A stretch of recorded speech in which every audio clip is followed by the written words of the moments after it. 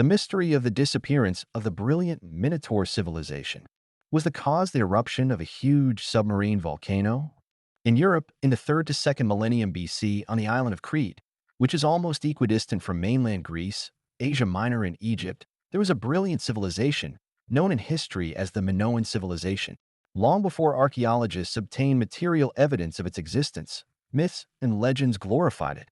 Some authors of antiquity wrote about it. It had reached at that time the level of material and spiritual development that placed it on the highest stage of the flowering of any other European civilizations of the Bronze Age.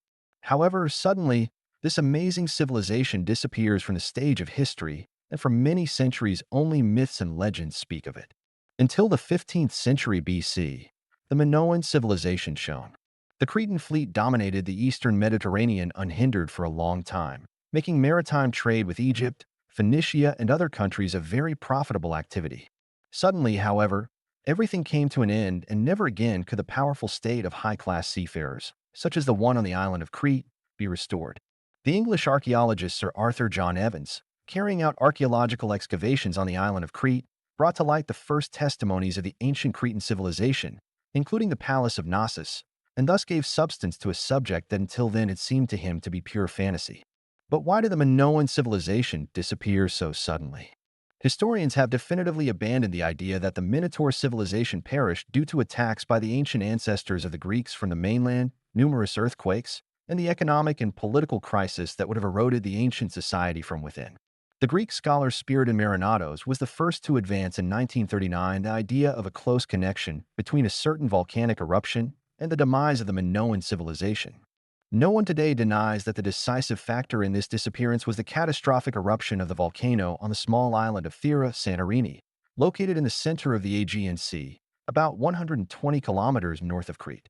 With the volcanic eruption, an earthquake that swept the seabed gave rise to a gigantic wave of water, a tsunami, 30 to 50 meters high, which, after sinking a significant part of the island of Thera, moved, with the speed of a jet plane, towards a Cretan shore, destroying all its buildings, sweeping away its quays, sinking its fleet.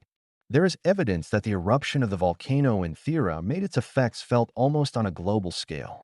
The Danish geophysicist Claus Hammer discovered in Greenland an ice sheet whose samples, analyzed in the laboratory, revealed a very large concentration of acids, proven to be indisputable traces of the thousands of tons of acidic substances thrown into the air by the eruption of the volcano in Thera. How great must the eruption of the volcano in Thera have been if its effects, darkening the sky, cooling the climate, were felt even in distant and sunny California? And this is because specialists have discovered in the Californian pine species a ring that reveals the most difficult moment in the life of that tree, approximately 1627 BC, when the region was colder and much less solar heat. In Ireland, specialists who studied fragments of a very old oak, preserved quite well to this day in a swamp on the territory of their country, identify a series of factors that support without a doubt that about 3,600 years ago the chemical composition of the Earth's atmosphere changed suddenly, particularly strongly, due to an extremely impetuous natural phenomenon. In Egypt, located not too far from Santorini, catastrophic events took place. Huge clouds of ash turned days into nights. A thick haze covered everything around. It rained ash and stone, and a good part of the harvest was destroyed.